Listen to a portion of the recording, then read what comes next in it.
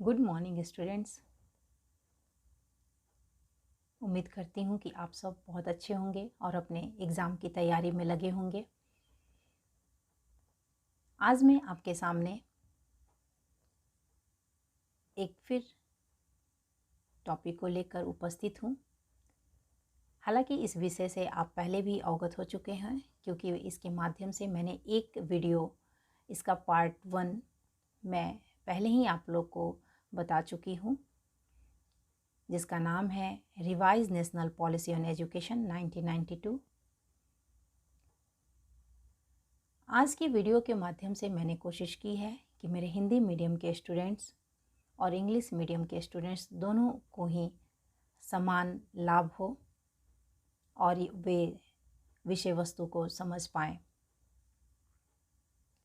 Students, आप जानते हैं कि राष्ट्रीय शिक्षा नीति जो थी 1986, वो 12 भागों में विभाजित थी और उसके कुछ भागों में परिवर्तन किया गया था और उसके परिवर्तन करके उसे एक नया नाम दिया गया था, एक नया रूप दिया गया था।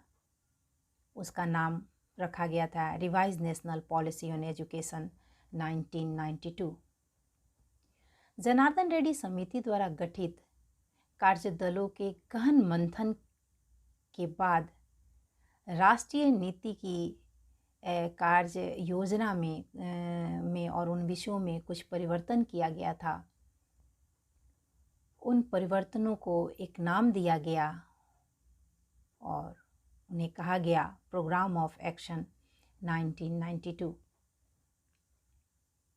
आइए जानते हैं कि प्रोग्राम ऑफ एक्शन 1992 क्या है।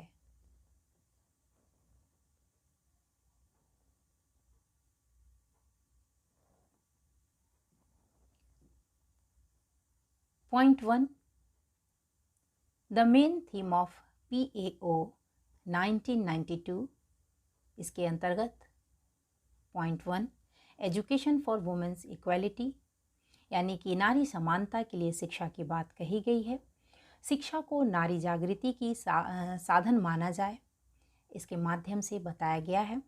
ग्रामीण क्षेत्रों में महिला शिक्षिकाओं की कमी है, महिला शिक्षिकाओं की कमी को दूर किया जाए तथा उनके आवास की तथा उनकी सुरक्षा की भी व्यवस्था की जाए। शैक्षिक वातावरण के निर्माण के लिए प्रिंट तथा इलेक्ट्रॉनिक मीडिया के साधनों का उपयोग किया जाए। केंद्र तथा राज्य सरकार दोनों मिलकर पाठ्यक्रम का विकास करें, शिक्षक प्रशिक्षण की व्यवस्था करें तथा लड़कियों के लिए अनुसंधान की भी व्यवस्था करें। लड़कियों को तकनीकी शिक्षा तथा व्यावसायिक शिक्षा देने की भी व्यवस्था की जाए। Point 2, education of SC, ST and OBC। इसके माध्यम से कहा गया है कि SC, ST और OBC के बच्चों को प्रोत्साहित किया जाए, उन तक पहुंच बनाई जाए, उनको विद्यालय तक लाया जाए, उनका अधिक से अधिक नामांकन किया जाए।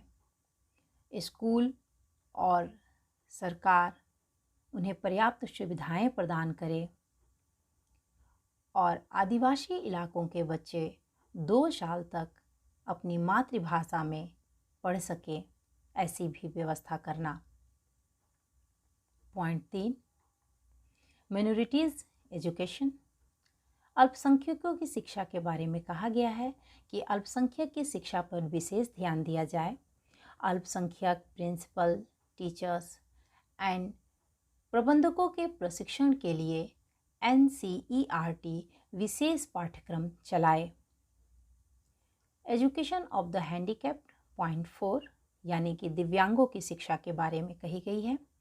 दिव्यांगों की शिक्षा के लिए कहा गया है कि ब्रेल लिपि में शिक्षण कराया जाए, विशेष व्यावसायिक शिक्षा की प्रशिक्षण दिया जाए, शिक्षकों की प्रशिक्षण की भी व्यवस्था की जाए, समेकित शिक्षा आदि पर विशेष बल दिया जाए।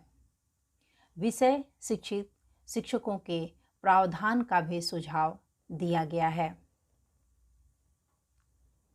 5 एडल्ट एंड कंटिन्यूइंग एजुकेशन, प्रौढ़ एवं सतत शिक्षा के बारे में कहा गया है कि जन शिक्षा को प्रौढ़ शिक्षा एवं सतत शिक्षा के लिए अपनाना आवश्यक है। शैक्षिक तथा तकनीकी सहयोग सतत शिक्षा के विकास के लिए आवश्यक है। Point 6 early childhood care and education, पूर्व बाल्यावस्था की देखभाल और शिक्षा। बाल्यावस्था की शिक्षा के लिए समन्वित बाल विकास योजना, मातृ एवं शिशु कल्याण केंद्र खोलने तथा इन्हें चलाने के लिए योग्य एवं दक्ष कार्यकर्ताओं की भर्ती पर बल दिया गया है। पॉइंट 7 एलिमेंट्री एजुकेशन, इसमें कहा गया है कि प्रारंभिक शिक्षा को बेहतर बनाने का हर संभव प्रयास करना चाहिए।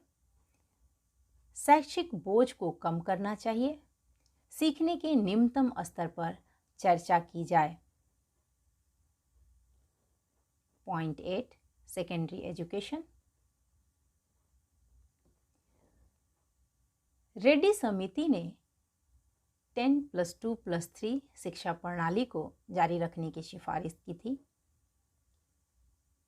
माध्यमिक स्कूलों का विषय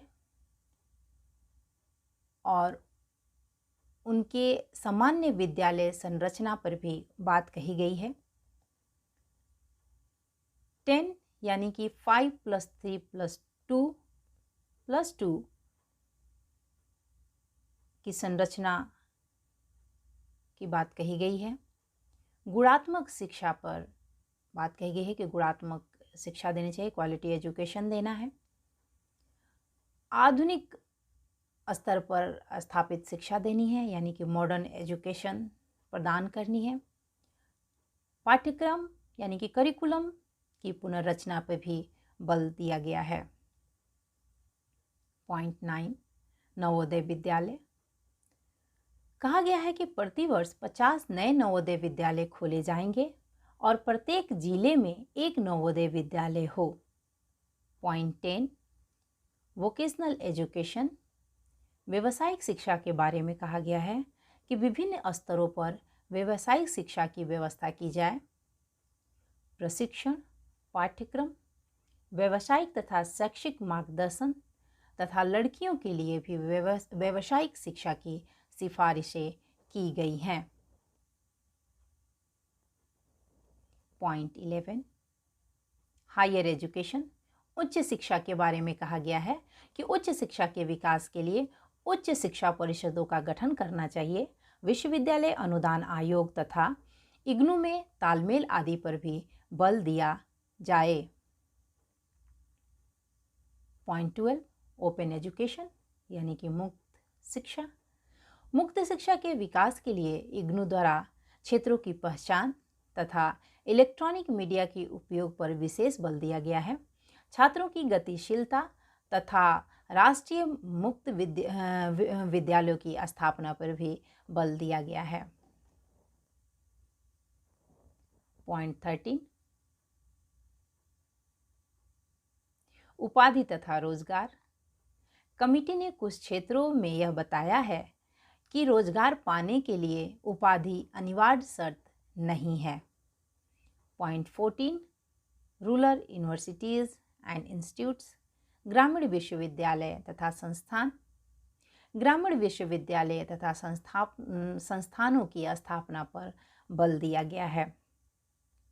point 15 technical and management education, तकनीकी एवं प्रबंध शिक्षा, इसके माध्यम से कहा गया है कि तकनीकी एवं प्रबंध शिक्षा को बेहतर बनाने की कोशिश की जाए और अखिल भारतीय तकनीकी शिक्षा परिषद AICTE को और अधिक सुदृढ़ किया जाए। पॉइंट 16 रिसर्च एंड डेवलपमेंट, अनुसंधान एवं विकास, इसमें कहा गया है कि मुख्य समस्याओं की पहचान किया जाए, उनके संबंधों तथा शोध कार्यक्रमों के संचालन पर समिति ने बल दिया है। पॉइंट 17 द कल्चरल पर्सपेक्टिव, सांस्कृतिक परिप्रेक्ष्य, प्राथमिक स्तर पर सांस्कृतिक प्रवेशिका आरंभ हो। माध्यमिक स्तर पर सांस्कृतिक विरासत से परिचय कराया जाए। यानी इसके माध्यम से कहा गया है कि प्राथमिक स्तर पर हमें छोटे बच्चों को अपनी कल्चर की छोटी छोटी बातों से अवगत करानी चाहिए और सेकेंडरी स्तर पर, माध्यमिक स्तर पर उन्हें संस्कृति विरासत के बारे में अवगत कराना चाहिए, कल्चर हिस्ट्री के बारे में अवगत कराना चाहिए। पॉइंट 18, डेवलपमेंट ऑफ लैंग्वेज, भाषाओं का विकास। इसके माध्यम से कहा गया है कि त्रिभाषा सूत्र, भाषा कौशल, हिंदी शिक्षकों की नियुक्ति, विश्वविद्यालयों में आदर्श मूलक सुविधाएं, संविधान की धारा 351 का अनुपालन तथा राष्ट्रीय स्तर के भाषा संस्थान के विकास पर बल दिया गया है। Point 19, media and educational technology, जनसंचार एवं शिक्षा तकनीकी। इसके माध्यम से कहा गया है कि विश्वविद्यालयों, महाविद्यालयों तथा विद्यालयों में कंप्यूटर्स की व्यवस्था हो तथा उसकी शिक्षा प्रदान की जाए। Point 20, sports, physical education and yoga, खेल, शारीरिक शिक्षा तथा योग। इसके माध्यम में कहा गया है कि प्रत्येक विश्वविद्यालय में 45 मिनट का योग शिक्षा हो, खेल कूद की भी व्यवस्था हो। Point 21, evolution process and examination reforms, मूल्यांकन प्रक्रिया एवं परीक्षा सुधार के बारे में कहा गया है कि प्राथमिक स्तर पर निरंतर मूल्यांकन होना चाहिए, उच्च शिक्षा में प्रवेश परीक्षण हो और राष्ट्रीय स्तर पर राष्ट्रीय मूल्यांकन संगठन का निर्माण किया जाए। Point 22, teachers and their training, केंद्र द्वारा प्रस्तावित शिक्षण प्रशिक्षण योजना का आरंभ हो, राष्ट्रीय अध्यापक शिक्षा परिषद इस दिशा में पहल करे, विश्वविद्यालयों, महाविद्यालयों के शिक्षा प्रशिक्षण विभागों को विकसित किया जाए। मैनेजमेंट एंड एजुकेशन, इसके माध्यम से यानी कि शैक्षिक प्रबंधन, इसके माध्यम से कहा गया है कि शैक्षिक प्रबंधन के लिए पंचायत राज, राज्य अधिनियम, जिला स्तरीय संस्थाओं, ग्राम कमेटियों और सरकारी संगठनों, राज्य एवं राष्ट्रीय शिक्षा सलाहकार परिषदों आदि का गठन प्रभावशाली ढंग से किया जाए। तो ये है कार्य योजना जो प्रोग्राम ऑफ एक्शन 1992 के नाम से जानी जाती है। ये 1986 की शिक्षा नीति वास्तव में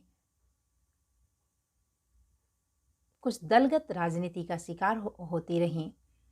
अतः 1986 की शिक्षा नीति के कुछ खंडों में संशोधन कर दिया गया और उसे संशोधित राष्ट्रीय शिक्षा नीति 1992 का रूप दे दिया गया, जिसे प्रोग्राम ऑफ एक्शन 1992 कहा जाता है। तो ये है प्रोग्राम ऑफ एक्शन 1992 और उम्मीद है कि आप सबको समझ में आई होगी। इसे ध्यान से पढ़िए। मैं एक बार फिर एक नए टॉपिक के साथ आपके सामने आऊँगी। तब तक के लिए आप इसे पढ़िए, समझिए और मेरे साथ एक कदम आगे बढ़िए। धन्यवाद।